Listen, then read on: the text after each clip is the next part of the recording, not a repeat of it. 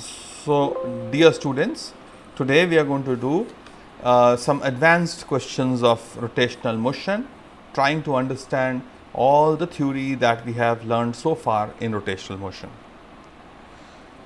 We started by learning about translatory motion, motion in one dimension and two dimensions and three dimensions, linear motion,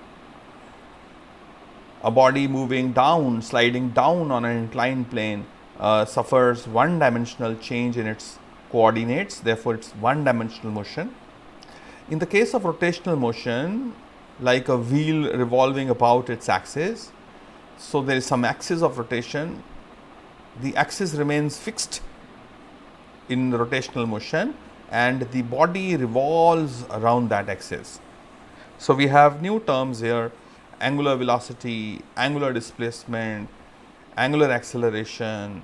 We talk about torque here, we talk about angular momentum and the like. So, and we've learnt about moment of inertia with you, the inertia of rotational motion, how easy or how difficult it is for a body to roll or slide on an inclined plane. The like mass is a measure of inertia of a body, of linear inertia. In the same sense, moment of inertia is the inertia of rotational motion. It is given by the expression, the general standard expression for moment of inertia, I is equal to sum m, the mass of the body, and the square of the distance from the axis of rotation. So, the moment of inertia of a body does not only depend upon the mass of the body, but it also depends on how that mass is distributed about the axis of rotation. So, this is my axis of rotation. इसके आसपास ये body जो है वो घूम रही है, ऐसे घूमेगी, राइट? तो मास कैसे डिस्ट्रीब्यूटेड है, दूर है, एक्सिस के पास है. अगर r ज़्यादा होगा तो मोमेंट ऑफ इनर्शिया भी उसका ज़्यादा हो जाएगा. Now, like inertia, moment of inertia is also the inability of a body to change its state of rotational motion. Inertia is the inability of a body to change its states of linear motion. So, if you have a body, a small body at the same distance, if I keep this distance is suppose r and this is also r. So, एक मेरे पास small body है, एक big body है. So, distance from the axis is the same. So, I will find that this moment of inertia of the second body I2 will be greater than the moment of inertia in the first case. Although r is the same, but the masses are different, right? Bigger the mass at the same distance, bigger is the moment of inertia, right? Now, if I have similar bodies, because you see, remember, moment of inertia is equal to m into r square, right? So, in the previous case, we learned the effect of mass. This is a small mass here, this is a big mass here. Distance is same. So, I is therefore we are learning is directly proportional to the square of इस case में तो हम मास कर रहे हैं. So, moment of inertia is directly proportional to the mass of the body, right? It is directly proportional to the mass of the body. Bigger the body, heavier the body, more massive the body, more would be the moment of inertia. But here we have a small distance r1 here and a big distance r2 here. Now, in this case, the mass in both the cases is the same. So, we are realizing that moment of inertia has a greater contributor in terms of the distance. So, distance ज़्यादा है तो moment of inertia भी ज़्यादा होगा, right? So, if you have big tires, then it is takes more power to turn those tires. एक बार लेकिन घूम गए तो उनको रोकना भी उतना ज़्यादा मुश्किल होगा. तो स्मॉलर टायर्स, जो स्केट्स हैव स्मॉलर टायर्स, तो हम चाहते हैं हमारे थोड़े से एफर्ट से स्केट्स घूम जाएं. बड़े बड़े टायर होंगे तो उसको घुमाना मुश्किल हो जाएगा. तो the skating tyres are small, right, whereas the tractor tires are big, because the tractor को खेतों में चलना है, ट्रैक्टर को कीचड़ में चलना है, ट्रैक्टर को ऑपोजिशन ज़्यादा है, तो हम चाहते हैं छोटे मोटे गड्ढे आ जाएं तो ट्रैक्टर निकल जाए. तो तभी पॉसिबल है अगर ट्रैक्टर का टायर का मोमेंट ऑफ इनर्शिया ज़्यादा होगा. तो वो चल रहा है, उसमें खूब इनर्शिया, वो रुकना ही नहीं चाहेगा, वो छोटे मोटे खड्डे और दलदली मिट्टी सब में से आराम से गुजर जाएगा. तो छोटे टायर्स का मोमेंट ऑफ इनर्शिया कम होगा, बड़े टायर्स का मोमेंट ऑफ इनर्शिया ज़्यादा होगा. बड़े टायर को घुमाना मुश्किल होगा, लेकिन एक बार घूम गया फिर रोकना भी मुश्किल होगा, right. So therefore moment of inertia has the contribution of mass, and it has a contribution of the square of the distance from the axis of rotation, right. Now आइए एक क्वेश्चन करते हैं. My question here in front of you is, we have a square body, right, that we have a square body. I hope you are taking the screenshots. I have a square body and there are m masses at the vertices or the corners of the square, and the sides of the square is a. तो इस तरह का एक frame है हमारे पास, एक square frame है जिसके कॉर्नर्स पे we have mass m, and these masses are at a distance small a from each other. अगर मैं इस रेड बॉल को, इस रेड मास को axis of rotation AOR means axis of rotation बना दूँ, यहाँ से पकड़ लें इसको, यहाँ से इसमें एक सीख कबाब बना दें इसका, और इसके अबाउट इसको घुमाएं, है ना, ये घूमेगी ऐसे ना, ये पूरी की पूरी body is going to turn like this, okay, ऐसे घुमाएंगे इसको हम. Now we have to find out what is the मोई मतलब मोमेंट ऑफ इनर्शिया. MI भी लिख सकते हैं, मोई ज़्यादा मज़ेदार है. So MOI of this system, now this axis is perpendicular to M, the entire frame, and passes through this red mass, right. कैसे ढूंढेंगे इसको? चलो वार्म अप कराता हूँ, हिंट देता हूँ आपको. देखो क्या है कि ये वाला मास तो नहीं घूम रहा ना, ये तो एक्सिस पे ही है. घूम कौन से मास रहे हैं? फर्स्ट मास घूम रहा है, second mass, let me take another pen. So the second mass is moving, the third mass is moving, the first mass is at a distance a, the third mass is also at a distance a, but the second mass, ये वाला, इसका जो distance है that is not a. अगर ये a है, ये a है, this distance, dear students, is going to be, according to Pythagoras theorem, is going to be equal to under root 2a, right. तो ये डिस्टेंस की बात कर रहा हूँ मैं, ये अंडर रूट 2a होगा. तो moment of inertia of this system will be equal to the moment of inertia of the first body plus the moment of inertia of the second body plus the moment of inertia of the third body. And we know the formula is mr square. This will be first का ma square, second का हो जाएगा m into under root 2a का square plus ma square. So ma square plus ma square will be 2ma square, and under root 2a ka square will be 2a square. So 2ma square plus 2ma square, the answer is 4ma square, and that is our answer, right. So multiple choice mein what is the moment of inertia? The answer is 4ma square. Done. ठीक है. On your marks, get set, go. Tell me, should I move ahead? Are you taking the screenshots, please? Am I audible, visible? Yes, okay. Now, ये तो this was, you know, how you handle moment of inertia of discrete bodies. Discrete मतलब एक एक दाना दाना, एक body, first particle, second particle, third particle. जब लेकिन continuous particles होते हैं, खूब सारे particles होते हैं, तो we have to take summation or we have to take integration.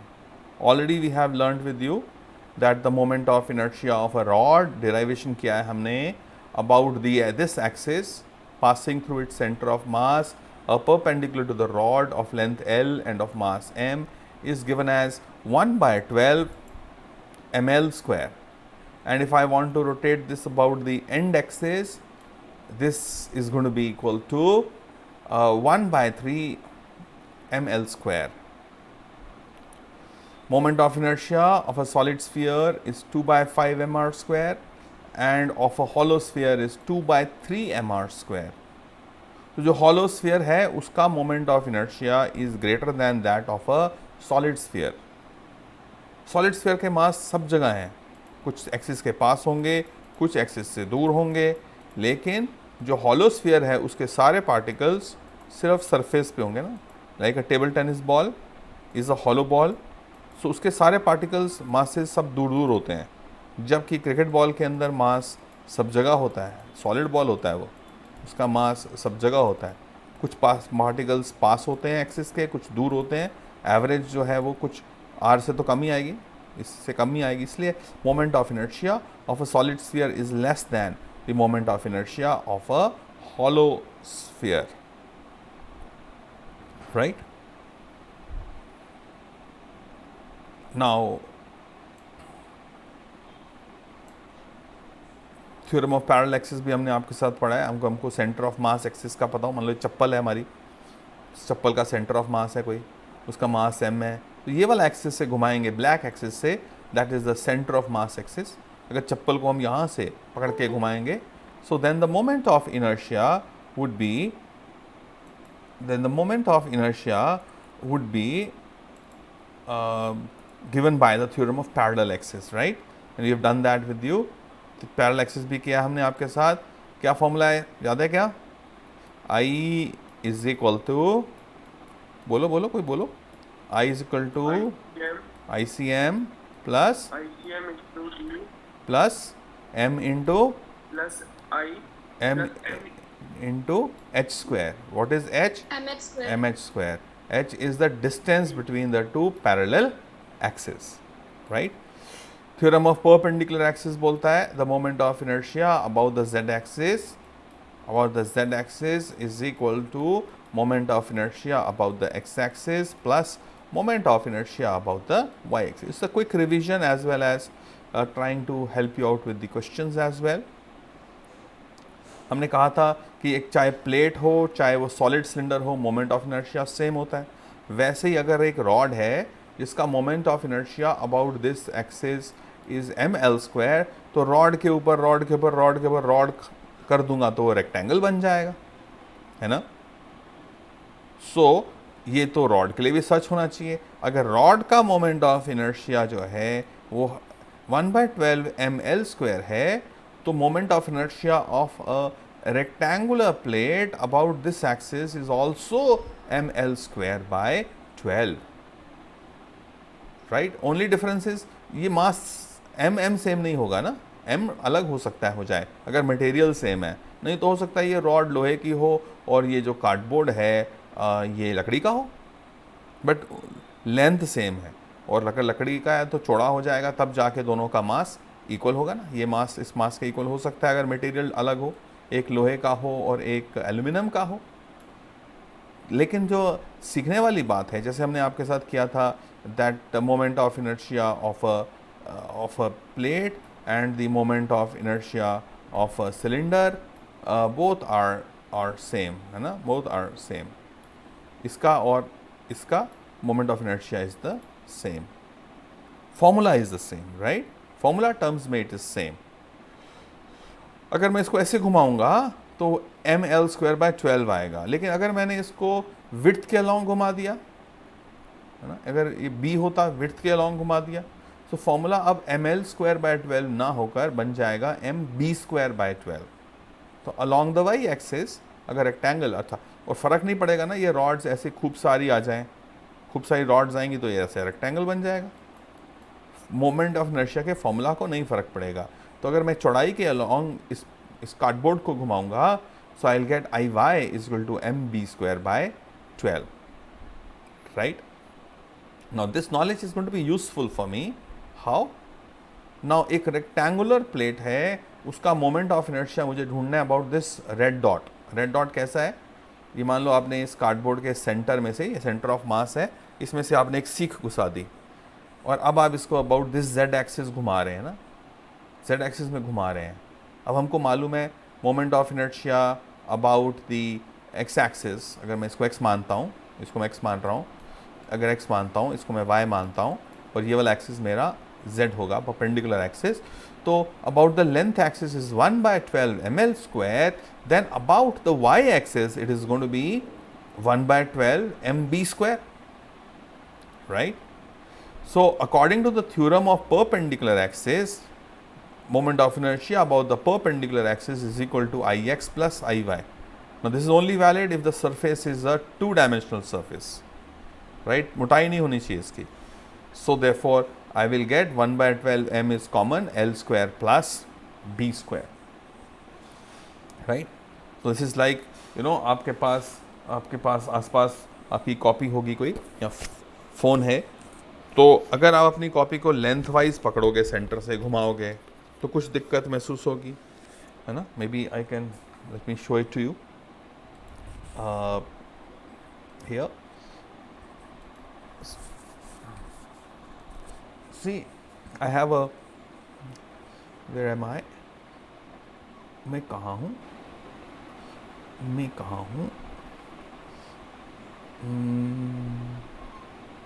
Hello, मैं ही नहीं हूँ क्या?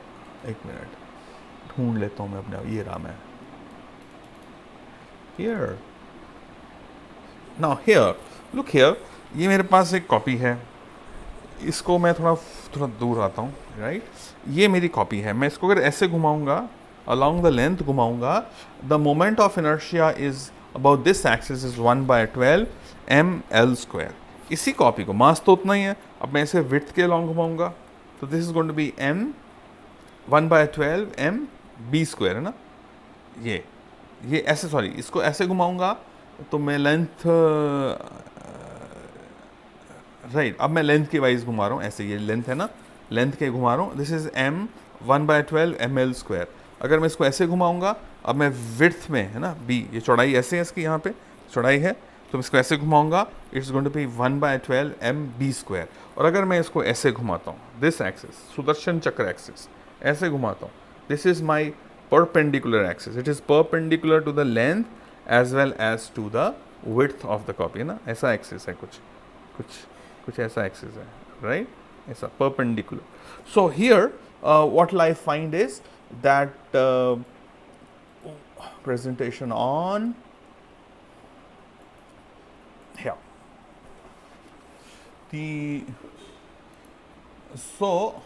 The moment of inertia about the perpendicular axis will come out to be equal to 1/12 m into L square plus b square. Okay. Now अगर ये rectangle है, अब देखो, अब हमको रेक्टेंगल पता चल गया, moment of inertia of a rectangle is 1/12 m L square plus b square. अब हमने सीखा है कि भाई इसको ऊंचा कर दो, अगर जितना moment of inertia circular plate का होता है उतना ही सिलेंडर का होता है, तो सिलेंडर और प्लेट में क्या फ़र्क है? सिलेंडर ऊंचा हो जाता है अबाउट दिस एक्सिस. वैसे ही अगर moment of inertia of a rectangular plate is m/12 L square plus b square, in the same manner the moment of inertia of a cuboid, एक जूते का डब्बा होता है ना, शू box, let's imagine it's a shoe box, तो उसकी length है, ब्रेथ है और हाइट भी है. हाइट से कोई फ़र्क नहीं पड़ता फॉर्मूला को, जैसे सिलेंडर की हाइट से फॉर्मूला को फ़र्क नहीं पड़ता. किसको फ़र्क पड़ता है? मास को फ़र्क पड़ता है अगर मटेरियल सेम हो, लेकिन फॉर्मूला को कोई डिफरेंस नहीं पड़ता इसकी हाइट के बढ़ने से.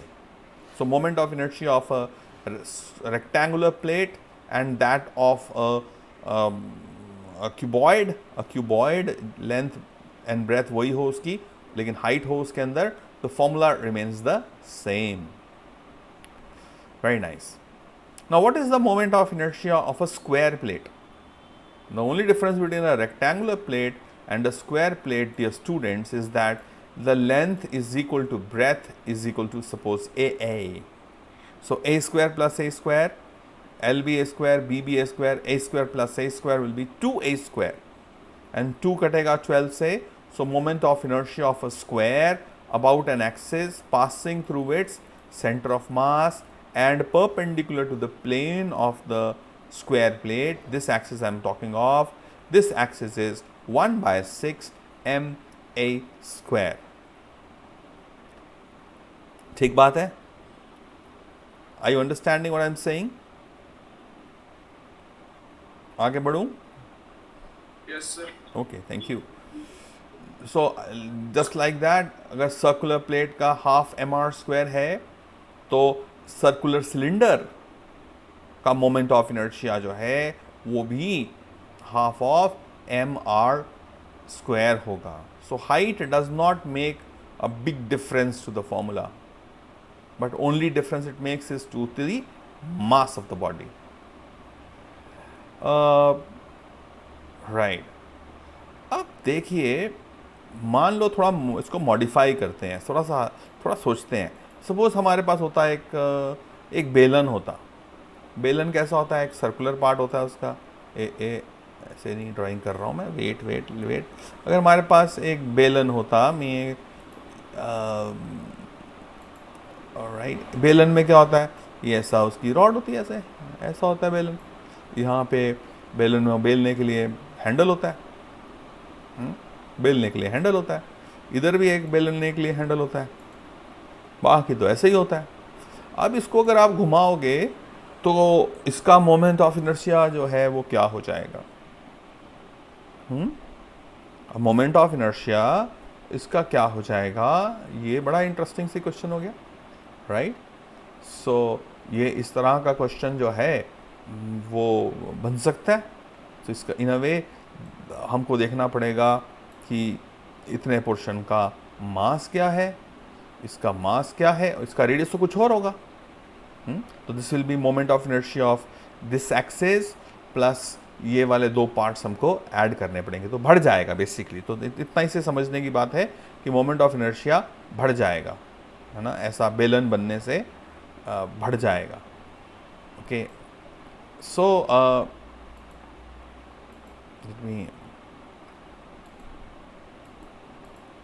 अभी तो मैं हटाया था इसको. Alright, so here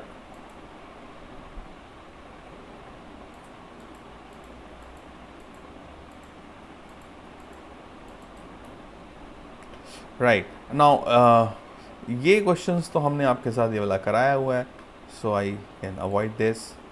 Okay, wonderful. Now we have another interesting question coming up. Now these are the kind of questions that you see in an entrance exam.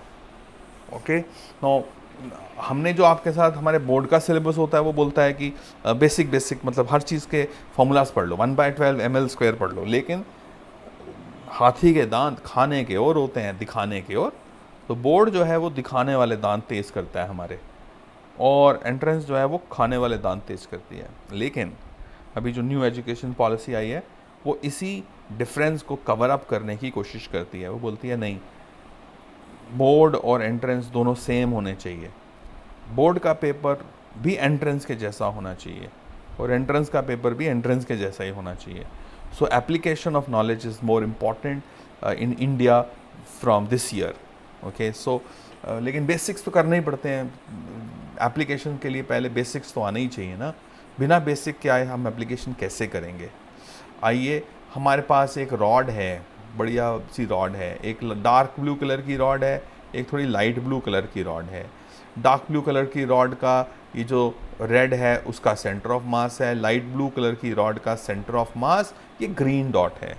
इस लाइट ब्लू कलर की रॉड का dear students जो मास है, इसका जो मास है वो m है ना, इसका मास m है और लेंथ l है. जबकि ये जो डार्क ब्लू है डेंसिटी ज़्यादा है, इसकी मास भी ज़्यादा होगा, तो इसका मास ट्वाइस ऑफ m है, लेंथ उसकी l ही है. और ये एक दूसरे के साथ जुड़े हुए हैं इस प्रकार से, परपेंडिकुलर 90 डिग्रीज पर ये जुड़े हुए हैं. और हमको क्या ढूंढने के लिए कहा गया है? फाइंड द मोई. मोई बोले तो मोई क्या होता है ना? तो किसी को ऐसे नहीं बोलना मोई. मोई का मतलब फिजिक्स में होता है मोमेंट ऑफ इनर्शिया, है ना। तो find MOI about the given perpendicular axis, right. So हमको क्या करना है, ये हिंज है, अब ये सेंटर ऑफ मास ही हिंज है, दैट मीन्स हिंज का मतलब ये एक्सिस है। यहाँ पे हमने इसको एक नेल के साथ होल किया हुआ है, यहाँ पे इसको ऐसे घुमाएंगे हम, इसको इस रॉड को हम ऐसे घुमाना चाहते हैं। What is the moment of inertia of this rod if I try to rotate it like this? तो इमेजिनेशन करने के लिए आप क्या कर सकते हैं, अगर आपके आसपास दो पेन हैं तो आप क्या करिए, दो पेन को आप आपस में उनके जो कैप्स होती हैं वहाँ पे होता है ना, क्लिप जो होता है, क्लिप को आप एक दूसरे के साथ परपेंडिकुलर कर सकते हैं। Do I have a clip? So basically I want to basically have let's see, या तो मेरे पास है ऐसा, तो मैंने क्या किया, अब इमेजिनेशन, बिकॉज इमेजिनेशन तो बनने से बनती है ना, जितना आप अपने आसपास जितना और देखेंगे सो उतनी ज़्यादा इमेजिनेशन बनेगी। तो here stop presenting and start showing. Okay, now here dear students, ये मैंने क्या किया, ये जो मेरे पास दो पेन हैं उनको मैंने ऐसा पकड़ लिया। अब ये हो गए ना दोनों एक दूसरे के परपेंडिकुलर, और आपको दिख रहा है कि ये वाला पेन जो है थोड़ा सा मोटा है as compared to this pen. अब मैं क्या करता हूँ, इस पेन को यहाँ से पकड़ना है मेरे को ना, मेरा एक्सिस ऑफ रोटेशन यहाँ है, अब एक्सिस ऑफ रोटेशन मेरा यहाँ है। सो लेट अस से, थोड़ी देर के लिए इमेजिन करो ये 90 पे ही है, अटक गया होगा तो 90 भी होगा, थोड़ा हिल रहा है ना, बट थोड़ी देर के लिए इमेजिन करो ये 90 है। अब मैंने इसको यहाँ से पकड़ा है और मैं इसको यहाँ से घुमाना चाहता हूँ ना, ये एक्सिस है मेरा, ये एक्सिस है, यहाँ से ये एक्सिस है मेरा, जहाँ उंगली से पकड़ा है ना मैंने, ये एक्सिस है, तो मैं इसको ऐसे घुमाना चाहता हूँ। नाउ दिस एक्सिस पे घुमाना चाहता हूँ इसको मैं, and I want to know what is the moment of inertia about this axis, right. Question को समझ आना is the first step. Question समझ आया तो life becomes beautiful, right. Question समझ आ गया सबको? Would you like to try it? Would you like to try it? Hint दे दूं क्या? कर ही देता हूं, चलो भागो। Now here, अब देखो दो बॉडीज हैं, सबसे पहले हमको बॉडीज का नामकरण सेरेमनी करनी पड़ेगी। इसको बोलेंगे फर्स्ट बॉडी, इसको बोलेंगे सेकंड बॉडी। इसका अपना कुछ मोमेंट ऑफ इनर्शिया होगा, इसका भी अपना कुछ मोमेंट ऑफ इनर्शिया होगा, right. Let us focus our attention only on the first body. So the total moment of inertia will be equal to the moment of inertia of the first body plus the moment of inertia of the second body. तो आइए देखते हैं first body का moment of inertia about the red dot, about this axis क्या है। Now first body का मास है 2m, length है l, और ये जो रेड डॉट है फर्स्ट बॉडी का वो उसका सेंटर ऑफ मास ही है। तो हम तो ये जानते हैं इसका मोमेंट ऑफ इनर्शिया होता है 1/12 ml², बट m इसका m नहीं है, वो m कितना है इसका, इसका m जो है बच्चों दैट इज 2m, ऑलराइट, ठीक है। Now let us look at what is the moment of inertia of the second body I2, लेकिन एक्सिस कौन सा, एक्सिस तो यही वाला है, alright. So what I do is, पहली बात मैं जानता हूँ अगर ये एक्सिस होता तो इसका मोमेंट ऑफ इनर्शिया तो बच्चों होता 1/12 ml², लेकिन मुझे यहाँ इस एक्सिस पे नहीं चाहिए, मुझे ये एक्सिस नहीं चाहिए, मुझे कौन सा एक्सिस चाहिए, मुझे ये एक्सिस चाहिए। और हम देख सकते हैं ये एक्सिस दोनों एक दूसरे के पैरेलल हैं, है ना। तो इसके लिए पैरेलल एक्सिस थ्योरम लगाना पड़ेगा। इसका ICM क्या है, वो तो 1/12 ml² है। और ये डिस्टेंस कितना है दो एक्सिस के बीच में, what is the distance between these two axis, ये डिस्टेंस क्या है। नाउ अगर total length of the rod is l, तो आधा हो जाएगा l/2, इधर से भी l/2, ये l/2, ये l/2, so this hypotenuse will be √2 times of l/2, और I can say reverse rationalization कर रहा हूँ, ये 2 को क्या लिख सकते हैं हम, 2 को लिख सकते हैं √2 इंटू √2, ये √2 कैंसिल हो जाएगा, बचेगा क्या l/√2, Okay, so we'll have this distance is L by under root 2. So let me use the theorem of parallel axis to solve I2 की value. So मैंने लिख दिया ICM, this is the center of mass वाला, plus mh square, h कितना है मेरा, so my h is equal to L by under root 2 का square. So that will become ml square by 2. ml square तो इसका 1/6, इसका 1/12, इसका 1/2. Let's take ml squares as common.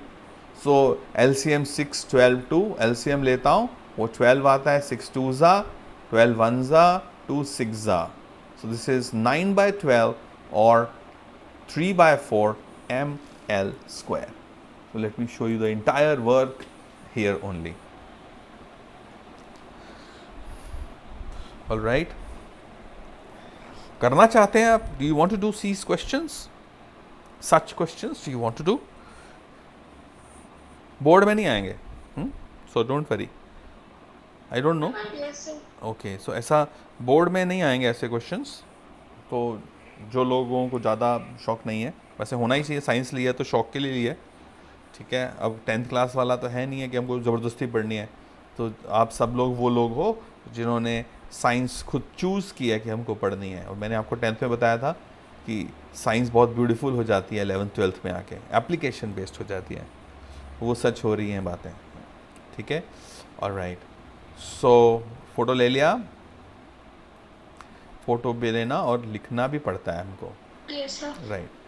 Now, let me take another very interesting kind of question, and these are all the questions, you know, these questions that I have picked up, these have all happened and have come in an entrance exam, in a NEET exam or in a JEE exam. Physics is, you know, one area which is, you know, considered to be the difficult area of sciences. It is considered to be difficult because जिस बच्चे ने visualise नहीं किया है, जिसने देखा नहीं क्या हो रहा है, ऐसे थ्योरी की तरह पढ़ लिया. थ्योरी की तरह पढ़ोगे तो फिर फिज़िक्स होती नहीं है. प्रैक्टिकल की तरह पढ़ना है, उसको प्रैक्टिकल बेस्ड पढ़ना है, करके देखना है. जैसे मैंने पेन दिखाया आपको, ऐसे आपको रियल में देखना है, फिर आसान हो जाती है. Imagination, it's a subject of imagination. जो ऐसे लोग हैं जिनकी इमेजिनेशन अच्छी है, they do well in physics. Okay, now here we have another challenger question. Find the moment of inertia of a triangular lamina. Lamina का मतलब होता है a thin sheet, but triangular sheet है, it's like a isosceles triangle. Two distances are same, L, L, and this angle is 90. Therefore, these angles must be 45 and 45. Okay, now इसको हम का इसका मास है m. We want to know what is the moment of inertia of this lamina about this axis, right? ऐसे घुमाना है हमने इसको. अब ये तो कॉम्प्लिकेटेड हो गया भाई. क्यों? अगर तो ये स्क्वायर होता तब तो अच्छी बात थी, हम कर लेते हैं. लेकिन ये स्क्वायर तो है नहीं, कुछ पार्टिकल्स दूर हैं, कुछ पास हैं, तो काफ़ी कॉम्प्लिकेटेड है. इधर जो दूर है वो छोटा सा मास है, जो पास है वो बड़े ज़्यादा मास है. ओवरऑल मास के अंदर इस वाले पार्ट की कंट्रीब्यूशन ज़्यादा है, इस वाले पार्ट की कंट्रीब्यूशन कम है. हमने बोला था मोमेंट ऑफ इनर्शिया में मास का भी रोल है और how that mass is distributed about the axis. अगर मास यूनिफॉर्मली डिस्ट्रीब्यूट हो तो बहुत आसान हो जाता है. ये तो नहीं है ऐसा, ये तो बहुत कॉम्प्लिकेटेड है. तो क्या करें इसको, क्या करें कि ना करें, कि कैसी मुश्किल हाय. ऑलराइट, तो आओ देखते हैं क्या करें. सो वी डू, एक ऐसा काम करेंगे जिससे हम इस बॉडी को जो अनसिमेट्रिक थी उसको हम सिमेट्रिक बनाएंगे, राइट. तो हम क्या करते हैं, ये सिमेट्रिक कैसे बनेगी. हमने कहा जैसी लेफ्ट हैंड साइड में हो वैसी राइट हैंड साइड में हो जाए. तो हमने कहा लेट अस इमेजिन दैट ये बॉडी जैसा एक ट्रायंगल ये है, ऐसे 3 ट्रायंगल और होते हैं हमारे पास. Second triangle, third triangle, fourth triangle. First को मिलाकर ये अब एक बन गया क्या हमारे पास, एक बन गया स्क्वायर, और ये हो गया उसका डायगनल एक्सिस है ना, ये इसका डायगनल एक्सिस हो गया, सही है। अगर ऐसा हो गया तो क्या होगा, दैट मास कितना हो जाएगा इस बॉडी का, m m m m, तो total mass will become 4m। इसका टोटल मास बन जाएगा 4m। और ये बॉडी का जो ये वाली साइड है L है, तो ये वाली साइड भी L होगी, तो ये इसका जो एक डायगनल है वो 2L होगा, दूसरा डायगनल भी इसका 2L ही होगा, L प्लस L 2L हो जाएगा। और इसकी कुछ साइड स्क्वायर है तो कुछ साइड्स होंगी ए ए, हमको साइड्स पता करनी पड़ेंगी। तो ये साइड A है, ये L है, ये भी L है, ये A है। इस राइट एंगल ट्रायंगल को देखो, so we find that L square plus L square will be 2L square will be equal to A square, right? और A जो कि A चाहिए होता है हमको, साइड से चाहिए होता है, so A will be equal to under root of 2L, right? under root of 2L, यही लिखा हमने यहाँ पे, देखो ये this is under root 2L, ये वाला भी होगा अंडर रूट 2L, राइट? तो साइड्स हैं, समझ आ गई बात आपको, ये L है, ये L है, तो ये क्या होगा, this will be under root 2L, hypotenuse बड़ा होता है, तो ये जो साइड्स हैं ये भी अंडर रूट 2L, ये भी अंडर रूट 2L, तो सब हो जाएंगे अंडर रूट 2L। हमने आपके साथ आज ही पढ़ाया आपको what is the moment of inertia of a square about this axis which is perpendicular to the square here and perpendicular to the square, ये वाला मोमेंट ऑफ इनर्शिया। इसका फॉर्मूला हमने सीखा है आपके साथ 1/6 ma स्क्वायर, है ना, 1/6 ma स्क्वायर, ये सीखा है हमने आपके साथ। So what do you find that is right. अब देखो एक और बात कि लेट अस से कि सिर्फ हमको ढूंढना क्या है, हमको तो सिर्फ एक का ढूंढना है ना मोमेंट ऑफ इनर्शिया। इसका मोमेंट ऑफ इनर्शिया I है, तो इसका भी I होगा, इसका भी फिर I होगा, एक जैसे है ना, इसका भी I होगा। सो इसका मतलब ये total moment of inertia about this axis will become 4I। ऐसा ही होगा अगर मैं ये वाला एक्सिस ना लेता, इसका ऐसा परपेंडिकुलर एक्सिस लेता, तो ये भी 4I होता, ये भी 4I है, ये भी 4I है, तो और इसका मास है 4m, तो परपेंडिकुलर एक्सिस क्या हो जाता, थ्योरम ऑफ परपेंडिकुलर एक्सिस बोलता है that about the z axis, ये एक्सिस की बात कर रहा हूँ, moment of inertia about the z axis would have been equal to 4I plus 4I, that is 8I। But 8I किसके इक्वल है, so 8I is equal to 1/6 ma square, है ना, 1/6 ma square. So 8I is equal to 1/6 ma square, यही formula है square का, 1/6 ma square. But m कितना लूँगा मैं, एक का मास m है, टोटल मास कितना हो गया 4m, तो 1/6 4m into a square. So 8I is equal to 1/6 4m and a कितना है हमारा अंडर रूट 2L का स्क्वायर, स्क्वायर करूँगा तो ये 2L स्क्वायर बनेगा। यहाँ पर देखो राइट, ये 8 है, यहाँ पे 8I, इस 8 को मैं क्रॉस मल्टीप्लाई करता हूँ, 8 यहाँ आ जाता है, 4 2 ज़ा 8, ये 4 और 2 और 8 कैंसिल हो जाते हैं, बचता है आंसर आपके पास 1/6 ml स्क्वायर। तो टोटल 4 स्टेप्स में किया हमने इसको। स्टेप नंबर 1, रिपीट करो पोर्शन को ताकि एक सिमेट्रिक बॉडी बन जाए, हमने इसको 4 बार रिपीट किया। फिर हमने कहा थ्योरम ऑफ परपेंडिकुलर एक्सिस, अगर एक का I है तो चारों का 4I होगा, अगर इसका 4I है तो फिर इसका भी 4I होगा, और परपेंडिकुलर एक्सिस हो जाएगा 4I plus 4I 8I, right. फिर हाँ, थ्योरम ऑफ परपेंडिकुलर एक्सिस के theorem moment of inertia of a square आना चाहिए हमको, दैट इज़ 1/6 ma स्क्वायर। फिर हमने कहा इसका आ रहा है 8I, so 8I should be equal to 1/6 ma square. m कितना लेंगे 4m, क्योंकि 1m 2m 3m 4m। Solve करते हैं तो हमारा मोमेंट ऑफ इनर्शिया आ जाता है 1/6 ml square. It is the moment of inertia of only this grey portion. है ना, आई, सिर्फ आई है ये। तो बहुत ही प्यारा सा ब्यूटीफुल सा क्वेश्चन है ये। तो खूब सारे दिमाग लगाना पड़ता है। बेसिकली साइंस के बच्चा जिसका दिमाग चलता है ना, वही अच्छा बच्चा है ना। लर्निंग तो हमारी 10 तक चलती थी, अब तो दिमाग चलने का उम्र आ गई है, और हम मैच्योर भी हो गए हैं, दिमाग चलने लायक भी हो गया है। राइट, हो गया सब लोग का ये। Are you through with this? Right, let me do one more question with you. Yes, sir.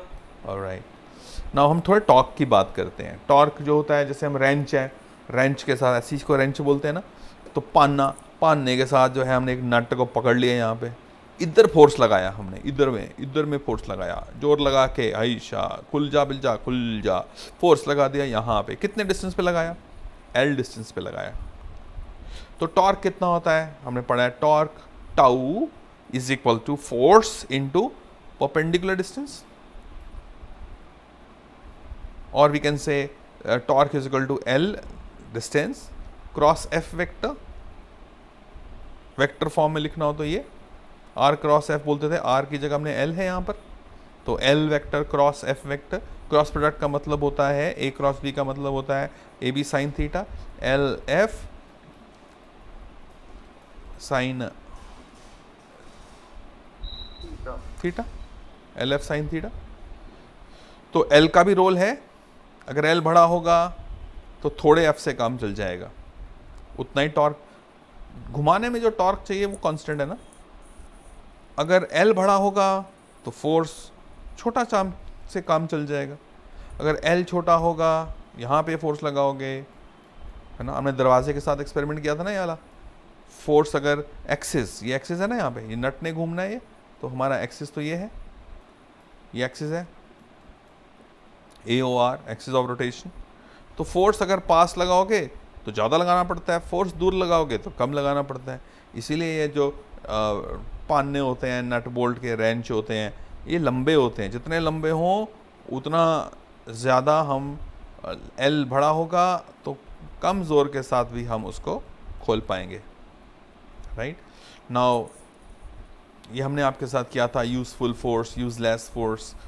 मान लीजिए एक टॉर्क हमको का एक बॉडी है, उसका एक हिंज है यहाँ पर, और हम यहाँ फोर्स लगा देते हैं इधर, ऐसे इधर फोर्स लगाता हूँ मैं एट एन एंगल थीटा। अब मैंने परपेंडिकुलर नहीं लगाई फोर्स, सो मैं क्या कर सकता हूँ, इस फोर्स को दो पार्ट्स में तोड़ सकता हूँ। अगर ये एंगल मेरा थीटा है तो this will B F cos theta, theta के साथ वाली साइड कॉस होती है और परपेंडिकुलर वाली एफ साइन थीटा होती है। राइट, नाउ हम जानते हैं जो हम खींचेंगे इसको, ये एफ कॉस थीटा और आर के बीच का एंगल तो 0 डिग्रीज है ना। एफ कॉस थीटा ये बाहर की तरफ खींच रहा है इसको, और आर, अब दरवाजे को ऐसे बाहर की तरफ साइड से पकड़ के खींचोगे, किसी दरवाजे को ऐसे पकड़ के साइड से बाहर की तरफ खींचोगे, घूमेगा थोड़ी ना, सिर्फ खिंचोएगा लेकिन घूमेगा नहीं। लेकिन ये वाली फोर्स जो है वो परपेंडिकुलर एक्ट कर रही है ना, this force is acting, so this force is my useful force, ये एक्ट कर रही है परपेंडिकुलर टू आर। तो F cos theta is a useless force torque के लिए, ये यूजलेस फोर्स है, और F sine theta is a useful force for, it's a useful force for calculating torque.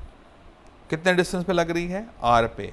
अब ये दोनों परपेंडिकुलर हैं तो साइन 90 तो 1 ही होता है, तो वाला 19 लिया हमने, ये लिया, तो दो कौन कौन सा टॉर्क क्या हो जाएगा, डिस्टेंस आर, और कितना परपेंडिकुलर फोर्स है, एफ साइन थीटा। राइट, तो वही पे बोलते हैं, या तो हम आर परपेंडिकुलर ले लो। अब मान लो ये फोर्स ऐसे लग रही है थीटा, तो दो रास्ते हैं आपके पास करने के, या तो आप फोर्स के 2 टुकड़े कर लो, है ना, या तो फोर्स के 2 टुकड़े करो, ये भी तो कर सकते हो आप। ये आर है, आर के 2 टुकड़े कर लो, फोर्स इधर लग रहा है, अब आर के 2 टुकड़े कर लो। आर के अगर 2 टुकड़े करोगे, ये थीटा है तो ये हो जाएगा आर, थीटा के ऑपोजिट वाला हो जाएगा आर साइन थीटा, है ना। ये देखो आर, ये आर है ना, यहाँ से लेकर यहाँ तक आर है, मैंने आर के, ये अगर ये थीटा है तो ये भी थीटा होगा। आर के टुकड़े कर लिए, ये वाला हो जाएगा मेरा आर कॉस थीटा, और ये हो जाएगा एफ आर परपेंडिकुलर भी आर साइन थीटा। तो बेसिकली एफ और आर परपेंडिकुलर होने चाहिए। तो टॉर्क के लिए या तो हम अपना आर ले लें परपेंडिकुलर इनटू एफ, या फिर हम टॉर्क में आर जो है वही लें और एफ को ले लें परपेंडिकुलर। पिछले क्वेश्चन में हमने एफ को परपेंडिकुलर वाला फोर्स लिया था, परपेंडिकुलर वाला फोर्स जो फोर्स आर के परपेंडिकुलर है। ज़रूरी नहीं है कि आपने एफ को ही तोड़ना है, आप ये भी कर सकते हो, आर के टुकड़े कर लो। आर के 2 टुकड़े किए, जो परपेंडिकुलर वाला टुकड़ा है, ये ब्लू वाला टुकड़ा देखो, ये ब्लू वाले टुकड़े को उठा के मैं यहाँ रखूँगा तो ये आएगा मेरा आर साइन थीटा। अब आप देख सकते हो आर साइन जो है theta, R sine theta is perpendicular to F. तो अब ये हो गया R perpendicular is R sine theta into F, वो भी तो वही आया, torque is equal to R F sine theta, right. आइए क्वेश्चन करते हैं।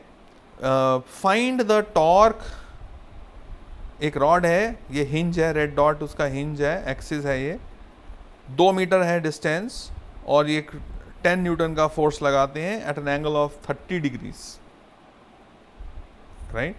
तो आप क्या कर सकते हैं, इस फोर्स के 2 टुकड़े कर सकते हैं। ये टुकड़ा होगा एक इधर कॉस थीटा, एक होगा इधर साइन थीटा।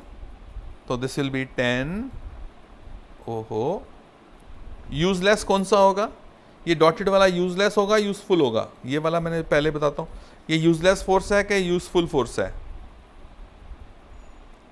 हेलो, ये वाला जो मैंने मार्क किया ये यूजलेस है कि यूजफुल है?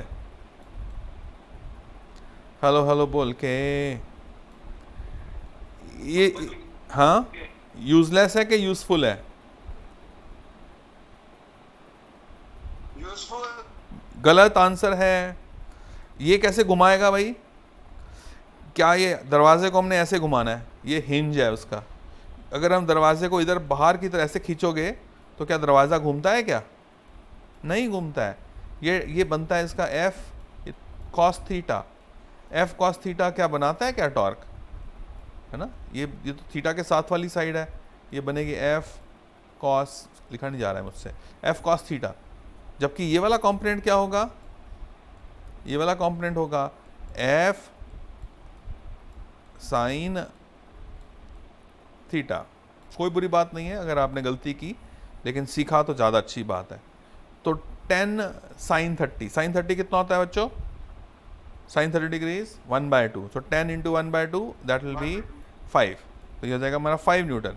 तो 5 बाई न्यूटन इसको घुमाने का काम करता है। 5 2 ज़ा 10, तो आंसर हो जाएगा ए या इसका आंसर 10 न्यूटन मीटर। समझ आया? ये देखो मैंने टुकड़ों में तोड़ा, ये यूजलेस है, ये यूजफुल है।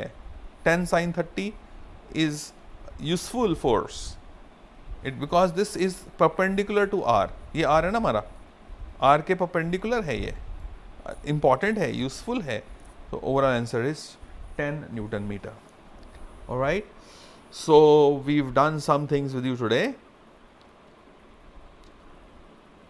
It's time for us to say bye-bye to you, goodbye to you.